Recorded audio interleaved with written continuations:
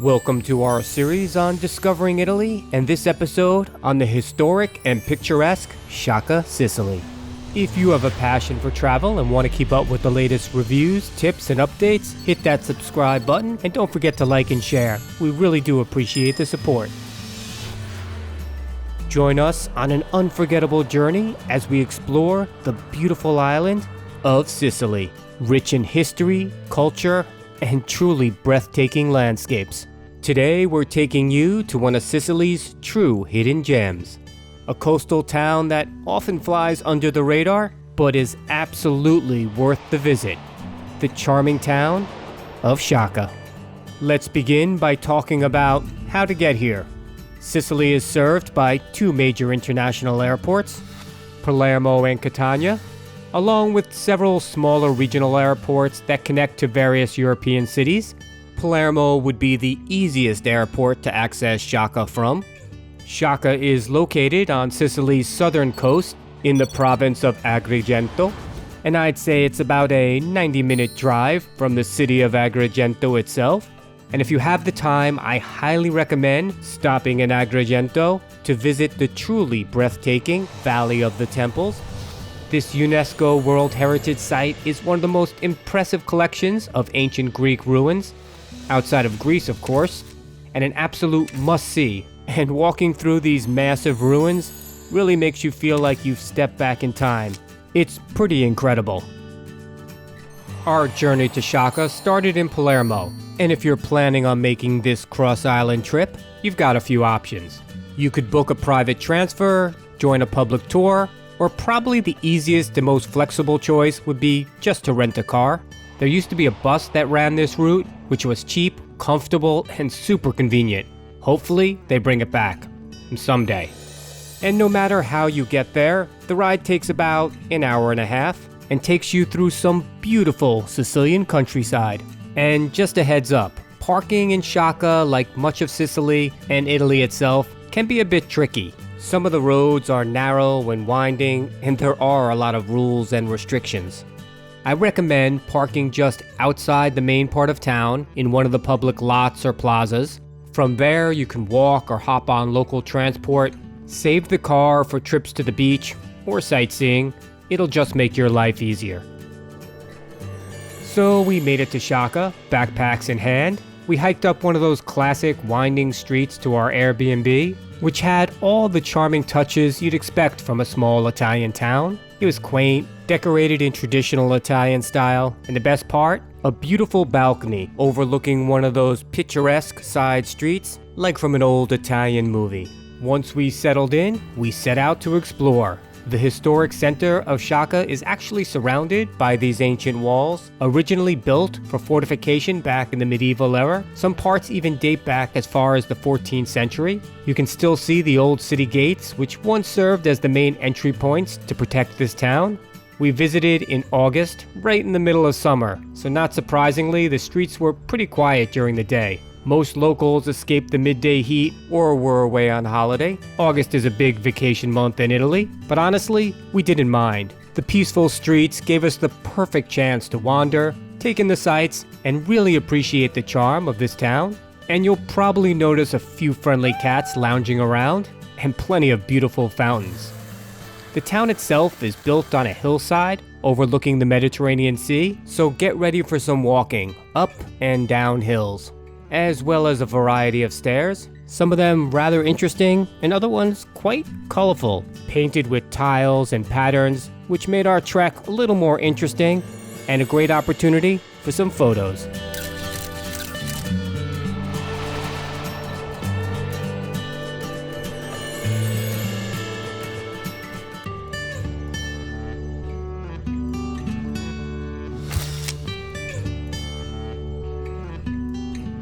After all that walking, we were definitely feeling the heat, so we made our way down to the water to cool off and soak in that refreshing Mediterranean breeze.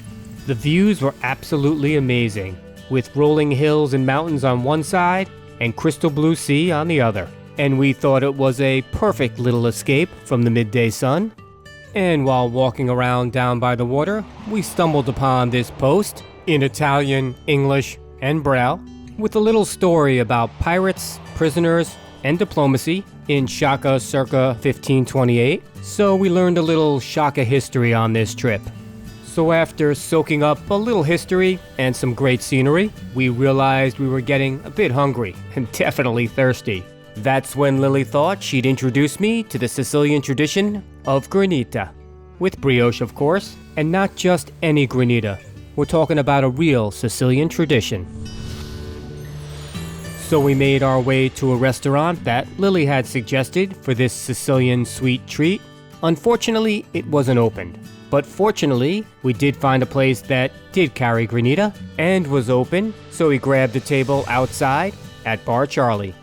Now, Granita is basically partially frozen water, sugar, and various flavors like fruit, coffee, or nuts. So Lili gave us a little demo on how to properly eat this Sicilian treat. Granita does come in a wide variety of flavors, but we thought we'd go with the traditional lemon and pair it with an ice-cold beer, which was quite refreshing. And trust me, if you're ever in Sicily, this is a must-try. It's basically the island's way of beating the heat in the most delicious way possible. After enjoying our Granita, I figured it was a good time to mention something helpful about the stores and restaurant hours in Sicily. Like many places in Europe, a lot of businesses close in the middle of the day, usually for a few hours in the afternoon. So if you want to schedule some dining or shopping, just keep that in mind so you can plan around it. As the afternoon wore on, we headed back into town and made our way to one of Lili's favorite spots, Pub Sesto Senso, right across from the Basilica in Piazza Duomo. Honestly, this might be the best location in all of Sciacca. You've got this incredible basilica right in front of you, circa 1108, and to the right, through the side street, a nice view of the Mediterranean Sea.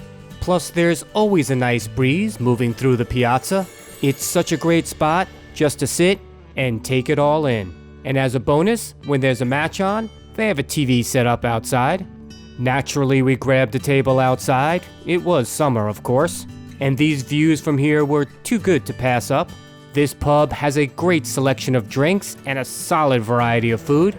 But for now, we kept it pretty simple. A couple of pints, some chips, and just enjoyed the moment. So after a couple of drinks and chatting with a few friends, we realized it was time to head back, as we had dinner plans with some old friends. So we made our way through the winding streets back to our Airbnb, and we only had a few moments to relax before we had to get ready for pizza night at Pizzeria Conte.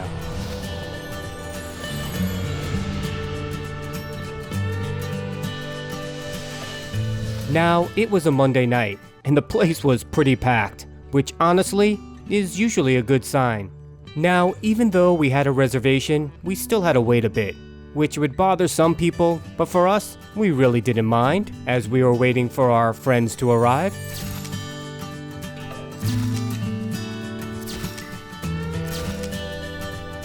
Pizzeria Conte has this great kind of understated local feel.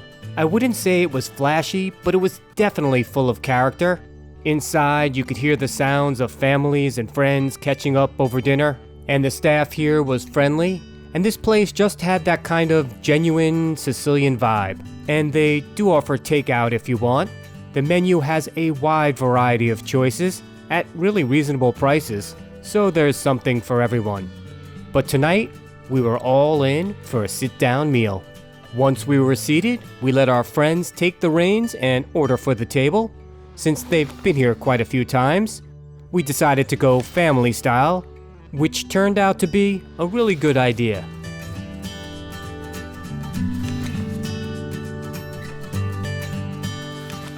We kicked off things the classic Italian way with a bottle of wine. Then came around some appetizers and sides to share. That really hit the spot. And of course, we were ready for another bottle of wine. And one item we definitely couldn't skip on the menu was the arancini. These are very popular in Sicily. These golden, crisp treats are usually filled with some sort of cheese like mozzarella and either vegetables or meat or a combo of both. So we had to sample a few, and they were delicious. Then came the star of the show, the pizza. And each pizza we had was so delicious. The perfect combination of cheese, sauce, toppings, and crust made for an incredible dinner. And of course, since we were doing family style, I got to try a piece of each, and everything was delicious, right down to the last olive.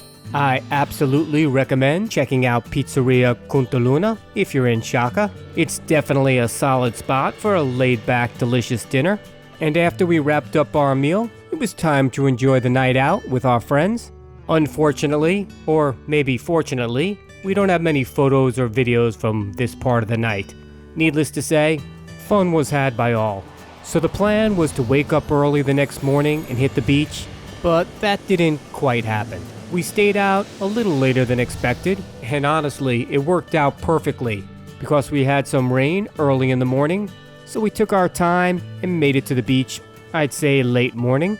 Our friends recommended this particular beach because it's usually a little less windy than the others, and they were right.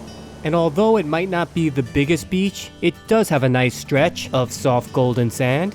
It's got some crystal blue water, and in the backdrop, you got a pretty nice view of these rocky cliffs. Now, because of the rain that came through earlier, we still had a nice breeze, which was totally fine with us, as it cooled us off a little bit and gave us some decent waves for swimming. And always keep an eye on the safety board, just in case. Now, there are a couple of beach bars along this stretch where you can grab a bite to eat, something to drink, or even rent a beach chair and umbrella, if that's your thing. But for us today, basically, we were just looking for a good spot to lay down our towels, have a few beers, do a little swimming, get some sun, and just hang with our friends. After a few hours of soaking up some Sicilian sun time, a little swimming, and just enjoying the atmosphere, we thought it was time to take a little break. So we headed up to the Agave Blue Bar to grab a few more drinks and to cool off in the shade. It was the perfect way to wind down this great afternoon with friends. And as the sun started to set on yet another beautiful day in Sciacca, we made our way back to our Airbnb, as we did have dinner plans, and not just any dinner. We had reservations at one of the best restaurants in town. Honestly, one of the best restaurants in Sicily, in my opinion. Hostaria Del Vicolo. And this spot is a little extra special, as Lili used to work here as a chef, so returning felt like a little bit of a homecoming. Tucked away down one of those classic Sicilian side streets, it's one of those hidden gems that you'd probably just walk right past if you didn't know it was there. The restaurant is known for its elevated take on traditional Sicilian cuisine, with a strong focus on fresh, locally sourced ingredients, especially seafood. Think incredible seafood dishes, vibrant vegetables, bold cheeses, and of course, an excellent wine selection. The atmosphere here is intimate and cozy, the service is top-notch, and the staff is extremely knowledgeable on the menu. They offer a tasting menu, which was tempting, but we wanted to try so many different dishes, we went the a la carte route. The meal started off with fresh bread and these incredible breadsticks, coupled of course with some traditional Italian olive oil, which was absolutely delicious. We paired that with a beautiful bottle of local wine. From there, we'll just let the food speak for itself.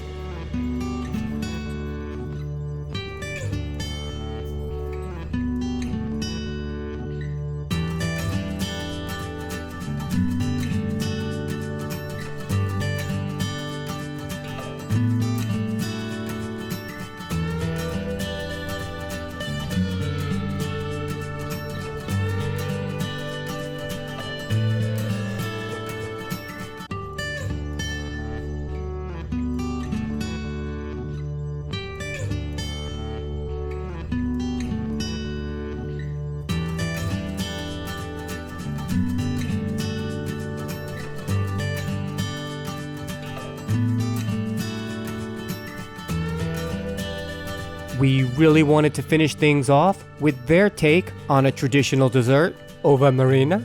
a unique creation that pays homage to Sciacca's cuisine. Unfortunately, we were a little too full, so we'll save this dessert for next time.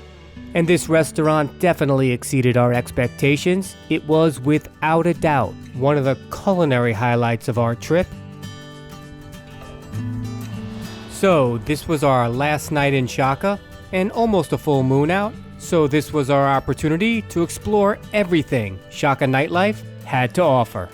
It really was a beautiful night out. The fountains were flowing, and it really seemed like everybody was out enjoying the night. And around every corner, there seemed to be something interesting to catch our attention. Like this colorful side street filled with upside-down umbrellas hanging overhead. Now we've seen this in other cities throughout our travels, but here it seemed kind of random and it felt a little unique. So Lili took this opportunity to enjoy the moment. After a little time under these colorful umbrellas, we headed over to this plaza that really seemed to have a lot going on, considering it was a Tuesday night. Local merchants were out selling crafts and souvenirs, so of course we had to support the local economy. And the restaurants around the plaza were pretty busy, with people enjoying a meal under the stars with friends and family. But the night was still young, so we followed the lights and the sound of the music to this one street where everybody was having a good time, eating, drinking, and even listening to a band that was set up right on the sidewalk. Now that's awesome. But now it was time for us to do a little bar hopping. We wanted to check out as many bars as possible for research purposes only, of course. But eventually we found ourselves back where we started, at pub Sesto Senso. Now the view from this pub looks incredible during the day, but at night, with the basilica all lit up, it's really something special.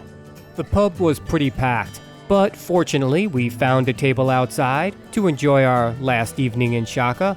But just in case the weather turns, let's take a little look inside this pub.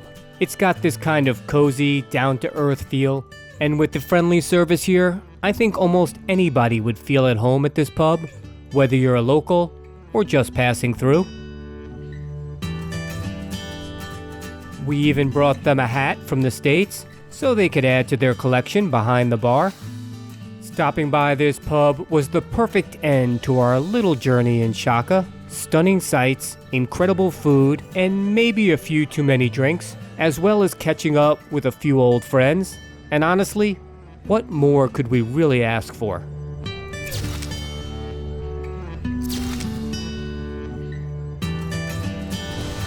But as the night slowly faded into morning, it was time to head back to our Airbnb and try to get a little rest as we were off to our next stop on our amazing journey through Sicily. Ciao, Sciacca. Until next time.